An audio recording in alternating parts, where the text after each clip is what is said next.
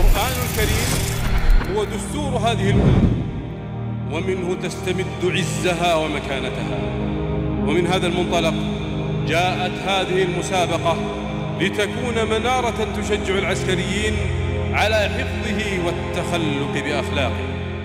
اقرأ من قوله تعالى: إن الأبرار يشربون من كأس كان مزاجها كافورا.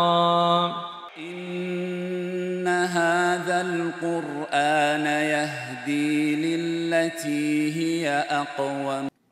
الحمد لله رب العالمين، والصلاة والسلام على أشرف الأنبياء والمرسلين وعلى آله وصحبه ومن سار على هديه إلى يوم الدين.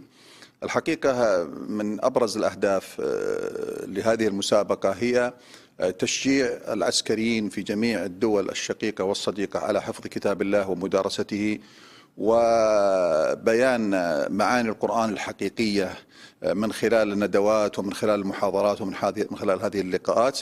فهذا تشجيع من الدولة أيدها الله سبحانه وتعالى على مدار 26 سنة تقوم هذه المسابقة، ولها آثار وصدى كبير جدا في الجيوش الإسلامية سواء كانت الجيوش الصديقة. الجوائز زيدت هذا العام إلى 2 مليون ريال للمتسابقين والفائزين في الفروع الستة، ثلة من هيئة كبار العلماء وإمة الحرم، ويلقون الضوء ويسلطون الضوء على موضوعات القرآن وبيانها البيان الحقيقي، بيان السلف والفهم الصحيح للقرآن ومعانيه.